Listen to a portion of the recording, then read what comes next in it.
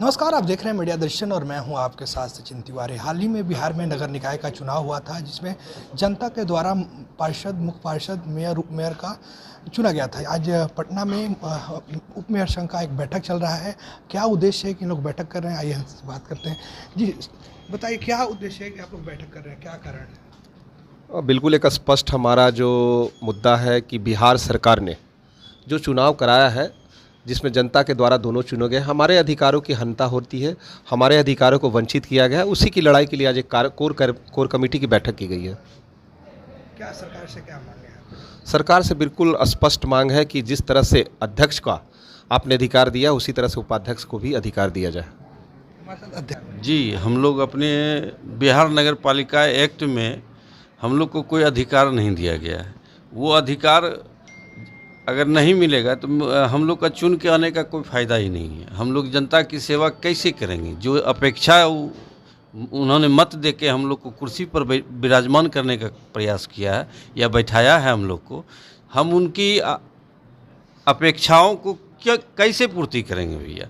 सबसे बड़ी चीज़ है कि नीतीश जी ने बहुत बढ़िया काम किया कि आम जनता के वोट से हम लोग को चुन के आने का मौका मिला।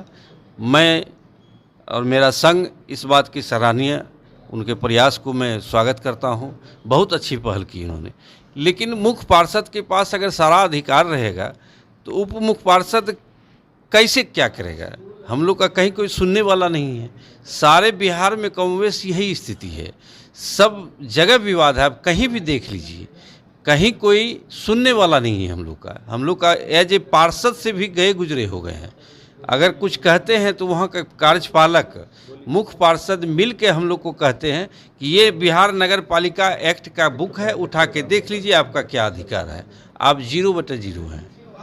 वंचित कौन किया है? या ये देखिए, ये 2007 से 2022 का बिहार नगर पालिका एक्ट का बुक है। वो उसी आधार पर अभी तक चल रहा है, जो भी बिहार नगर पालिका है। अब कमोवेश जी सारे बिहार में चुनाव हो गई, सारे बिहार में चुनाव हो गई। जब चुनाव हो गई तो नया एक्ट भी आना चाहिए, उसमें अधिकार हम लोग को देना चाहिए। काहे कि जितनी मेहनत लगन के साथ मुख्य पार्षद आम वोटर से वोट लेकर आज उस कुर्सी पर विराजमान हुए हैं, उतनी मेहनत हम लोगों ने भी की है, उतनी अपेक्षाएं जनता को हम लोगों से भी है। तो हम जनता के बीच में जाएंगे और जनता मुझसे पूछेगी कि ये काम है, हमको करवा दीजिए, और हम नहीं करवा सकें तो हम 5 साल बाद किस मुंह से जाएंगे उसके बीच में? आगे की रणनीति क्या होगा आप लोगों का? आगे तो सर्वप्रथम हम लोग मुख्यमंत्री जी से मिलने का प्रयास करेंगे। नगर विकास मंत्री हम लोग के हैं श्री तेजस्वी जी, उनसे मिलने का प्रयास करेंगे।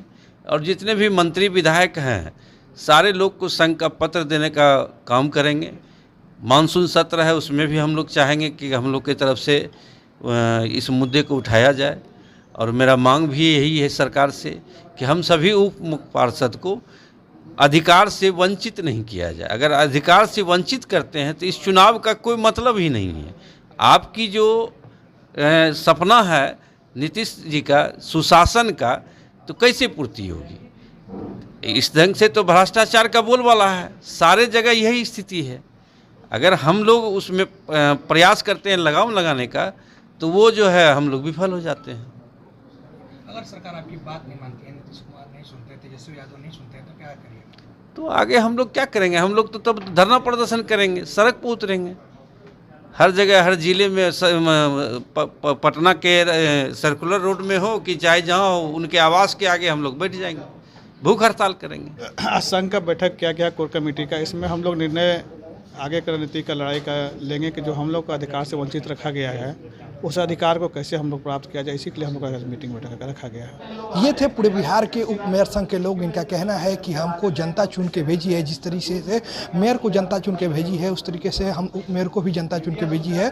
हमें हमारे अधिकार से वंचित क्यों किया गया है? हम लोग इस मामले में मुख्यमंत्री नीतीश कुमार से मिलेंगे, तेजस्वी यादव से मिलेंगे। अगर हमारी बात नहीं मानी जाएगी तो हम लोग धरना करेंगे और भूख हड़ताल करेंगे। धन्यवाद। इससे तमाम खबरों को जुड़े रहे हमारे साथ। प्लीज़ हमारे चैनल को लाइक, सब्सक्राइब, शेयर जरूर।